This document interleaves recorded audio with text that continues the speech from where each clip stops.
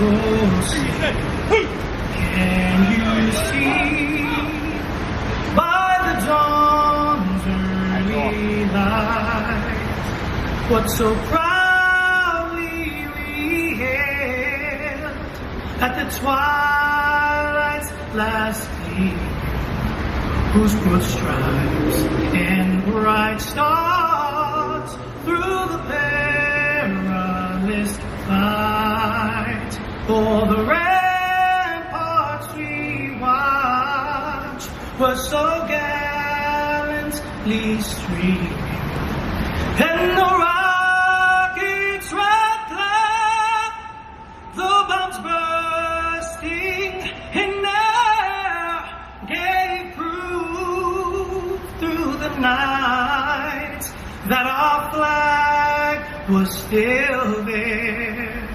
Oh, say, does that star-spangled banner yet wave o'er the land of the free and the home of the brave?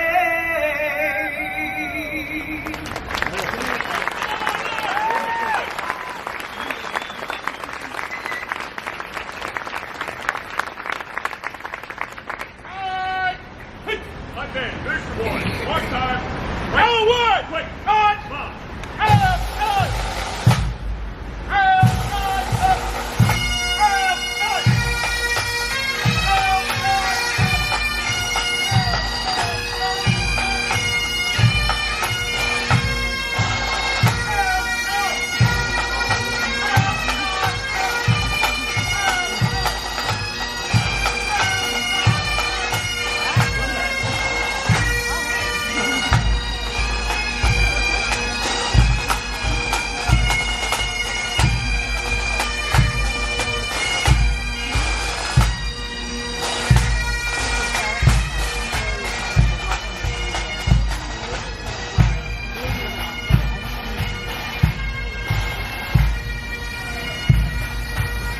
Good morning, everyone.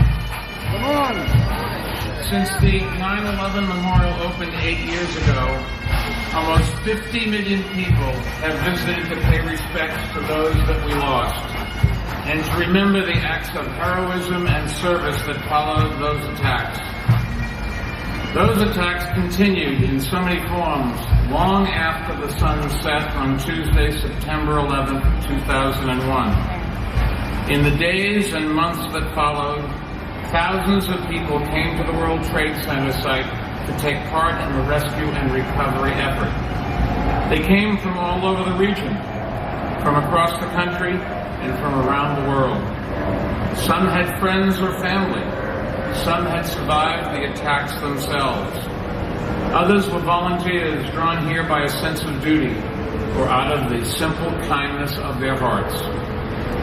For 9 months, they worked tirelessly and selfishly around the clock under conditions that were grim and dangerous. Some searched for survivors and then for remains, to bring a measure of solace to grieving families. Others cleared the site. Others distributed food and clothes and cared of the workers who had come to help. They showed the world what is possible when people work together with a common purpose. And like the heroes that we lost on 9/11, their selfless acts provided light that helped guide us through our darkest hours, and they allowed our city to rise again. For some, the end of the recovery was the beginning of an even more difficult journey of sickness and disease. Tragically, not all who labored so valiantly for their city and country in the aftermath of the attack survived. In the years since 9/11, thousands of people have become ill or died from causes related to the attacks. That group includes many people who participated in rescue and recovery. It also includes people with homes and workplaces in the surrounding area who would not allow terrorists to force them to abandon their communities. It includes students at local schools, children and teenagers who were evacuated from classrooms during the attacks. It includes members of the FDNY, NYPD, the Port Authority and the Port Authority Police Department, and the Departments of Sanitation and Design and Construction, and all the city, state, and federal agencies who played a role in the recovery, along with all the iron workers and construction trades and companies who lent a hand. And it includes volunteers from every walk of life. Many helped lead the fight to make sure that the federal government would care for everyone whose health was affected because of the attacks, even as they fought for their own lives. They truly are heroes. I was lucky to work alongside them as mayor, and we have lost too many of them. Today, we are dedicating this Memorial Glade to all who became sick or died because of causes related to the attacks, and to all the men and women who took part in the rescue and recovery effort that ended on this date 17 years ago. During rescue and recovery work, a central ramp allowed people in the worksite. The Memorial Glade now occupies that same spot, I'm happy to say. And as you can see, the Memorial Glade includes a pathway to a tranquil clearing on the 9/11 Memorial Plaza. At one end of the pathway is the survivor tree, which was badly damaged during the 9/11 attacks. Recovery workers saved it and brought it to safety. It has since grown into a symbol of resilience and rebirth. In fact, seedlings from the survivor tree are now growing in cities around the world that have experienced acts of violence or terrorism. Along the pathway, there are 6 granite monoliths thrusting upwards towards the sky. Cracks in the stone were bound with steel from the World Trade Center. The stones and steel are a reflection of the strength that we have drawn from those who helped heal our deepest wounds. The Memorial Glade was designed by Michael Arad and Peter Walker, who also designed the memorial site. Many others gave input to help shape the final design. Friends and family who lost loved ones, people struggling with illness, those who live in the neighborhood, and those who commute to it. The Glade tells their story, and it is a story that, like the 9/11 Memorial, continues to evolve. It must, because the effects of 9/11 are still being felt and being discovered. We have a duty to care for those who need it and to honor the memory of those who died. The Memorial Glade helps us to fulfill that duty. And I hope it will also remind people of the power of service and inspire them to give back in their own ways. And I would like to thank everyone who has helped to make this a reality. In honor of those we lost to illness related to 9/11, let us observe a moment of silence.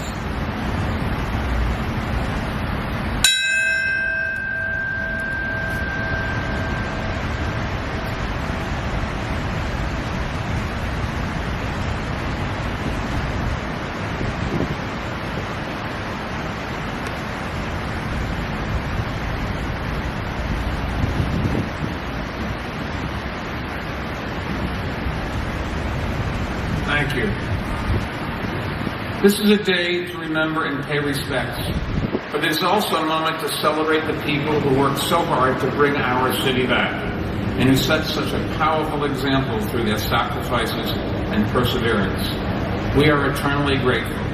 So please join me in applauding all the people here who contributed to the recovery of the World Trade Center site and all the members of the community who helped this neighborhood to recover and reach new highs.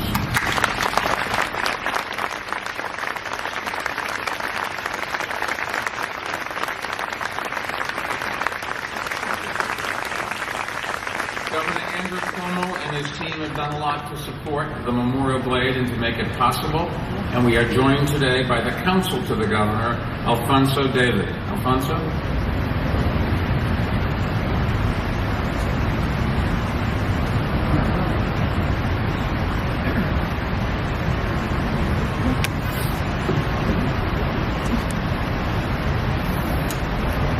Thank you, Mayor Bloomberg. Welcome, and on behalf of Governor Cuomo and all New Yorkers, let me thank all of you for being here today. I want to express my gratitude to Mayor Michael Bloomberg for his tireless commitment to this 9/11 museum in the Glade. To Alice Greenwald for her sound stewardship of the memorial. And to the hundreds of advocates, from Jon Stewart to the first responders to the labor unions who fought to make sure that this Glade became a reality.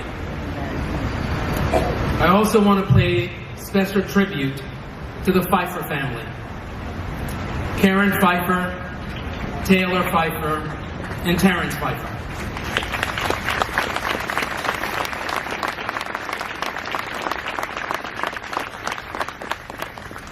Their brave husband and father, firefighter Ray Pfeiffer, responded to the World Trade Center on September 11th. He worked for months clearing the pile and then fought cancer, even while he actively lobbied Congress to pay the health benefits of first responders. Ray died nearly 2 years ago, and he will always be remembered here in this hallowed place. I want to thank the Pfeiffer family for being here today. Your sacrifice is our sacrifice. No one will or should forget what happened here in New York City on September 11th. It was a day of enormous tragedies, the deadliest attack in our nation since Pearl Harbor. Nearly 3,000 innocent people lost their lives here at the World Trade Center, at the Pentagon, and in Pennsylvania. Amid that day of horrific tragedy, we also witnessed great bravery and courage. While thousands fled towards those burning towers, first responders like Ray Pfeiffer, police officers, firefighters, EMTs, Port Authority workers ran toward the danger. Common sense told them to run in the opposite direction, but their duty was to protect, and they instead ran toward danger. After the towers came crashing down, thousands of first responders, construction workers, and volunteers combed through the site despite the toxic fumes coming from the burning wreckage. At a time when we see ourselves as a nation divided, it is important to remember these first responders did not think about themselves as Democrats or Republicans.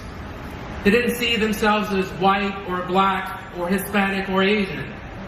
They saw themselves as Americans. And as Americans, they stood together, from rescue to recovery, to eventually clearing the last of the rubble. They completed their work months sooner than expected. And today we remember the day that they finished the job. May 30th, 2002, 17 years ago today, when the last column was removed to mark the end of the cleanup. On the first responders, we have some tragic numbers. FDNY, 343. The Port Authority, 37. The NYPD, 23. That was the death toll among our first responders. The men and women of the fire department, the officers of the Port Authority, and the members of the New York City Police Department who perished. More than 17 years ago, we still feel the pain and the loss as if it was yesterday. They sacrificed their well-being to help others reach safety, to find survivors, and to recover what they could. And we must honor them, not only today, but every day. We have to make sure that this space is sacred. This sacred site reflects their memory. New York State and New York City has contributed to making sure that this museum is a monument to them. And I want to say, again, thank you to Michael Bloomberg for having the vision and the tenacity for making it a reality. We are all New Yorkers.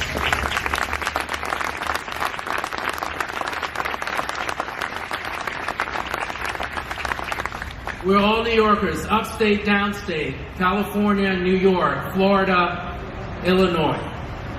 We believe in each other, and together we will forge a path forward. Let this Glade be a place of solace and a place of hope to many. It is now my privilege to honor and introduce the Pfeiffer family. I would like to ask Karen Pfeiffer and her two lovely children to come to the stage.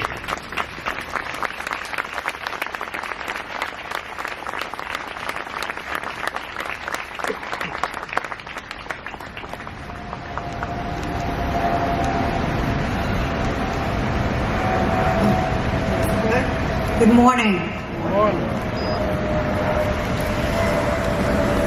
I came today to help dedicate the Memorial Glade in honor of my husband, firefighter Ray Pfeiffer, a man who used to say, "Do the right thing, even when no one is looking." My name is Karen Pfeiffer, and my husband lost all 12 members of his Manhattan firehouse on 9/11. For him, the guys were family, whether they had been in his firehouse or in another. Like so many of you here today, Ray spent the next 9 months searching and digging at ground zero, without being asked, without being told, and without thinking about the consequences. But there were consequences. There was illness and pain and death. And for Ray, that meant his guys and their families were in trouble. He was a first responder who dedicated his life to helping other first responders, to fighting for health care, to safeguarding their families,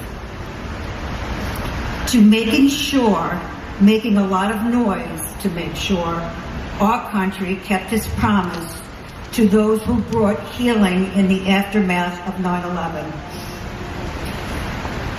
Ray was the best husband and father, so proud of his kids, always there for all of us, cheering us on, making sure we and our whole extended family were safe and taken care of. So I guess I shouldn't have been surprised that he did that for everyone he felt was family. And in his case, that meant a lot of people. That meant anyone who had worked on the pile, anyone who worked in rescue and recovery after 9/11. We lost Ray 2 years ago from what began as kidney cancer, a result of his work down at the World Trade Center site. I know many of you are suffering through your own nightmares, whether you worked on the pile, lived nearby, or went to school in this neighborhood. Lending each other support, even through the toughest times, finding strength and hope in one another. Ray loved being a firefighter more than he loved anything. And in a way, this glade reminds me of him. It's trees that offer shelter and reach for the sky, providing a place to sit and remember and be together. On behalf of Ray and our children, Terrence and Taylor, and on behalf of all the widows and widowers, I thank you for giving us a place to remember them. A place that honors the work that they did, their courage and their strength. What a beautiful place for our heroes.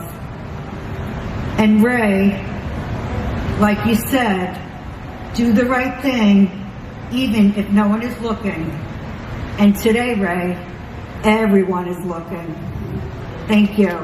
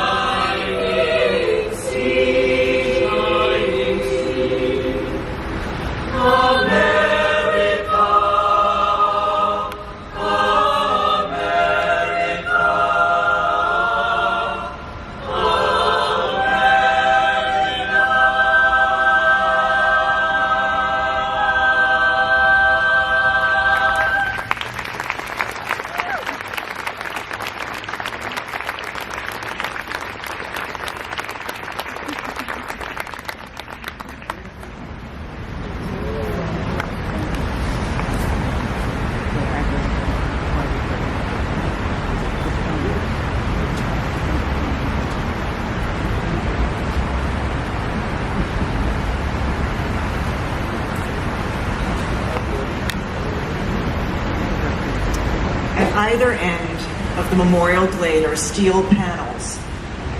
Like guardian sentinels, they stand watch, and they mark the entrances into this sacred place of honor and remembrance.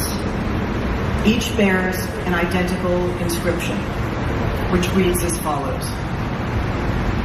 This Memorial Glade is dedicated to those whose actions in our time of need led to their injury, sickness, and death. Responders and recovery workers, survivors, and community members suffering long after September 11th, 2001, from exposure to hazards and toxins that hung heavy in the air here and beyond this site, known as Ground Zero, and at the Pentagon and near Shanksville, Pennsylvania, in the aftermath of the terrorist attacks. Here, we honor the tens of thousands from across America and around the world who came to help and to heal, whose selflessness and resolve, perseverance and courage renewed the spirit of a grieving city, gave hope to the nation, and inspired the world. We'll now officially dedicate the Memorial Glade with a performance of taps. At its conclusion, the Memorial Glade will open for the first time.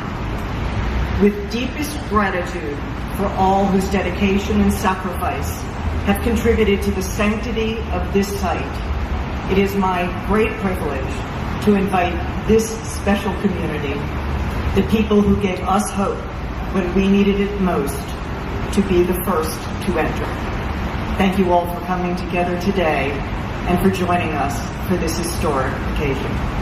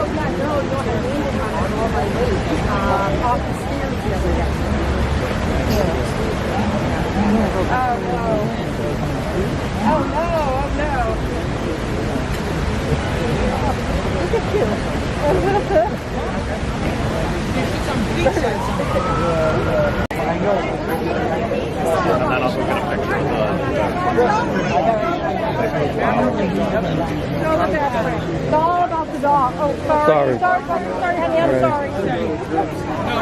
Don't say that. No, he's a prospect. I know, but We got a chance to go. Take it easy. I'll see you. Yeah. Saturday at work. We got it.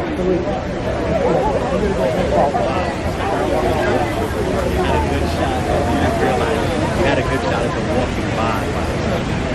A good shot of being confident.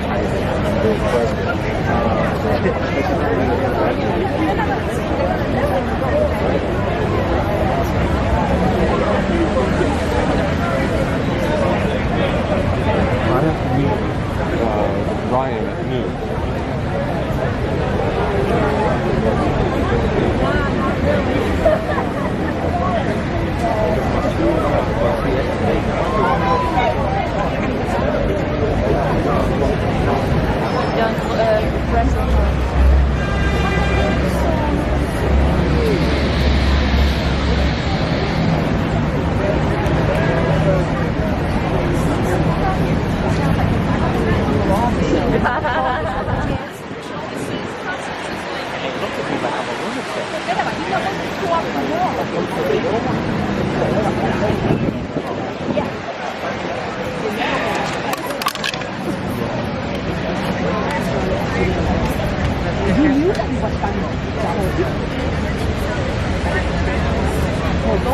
Oh, it is.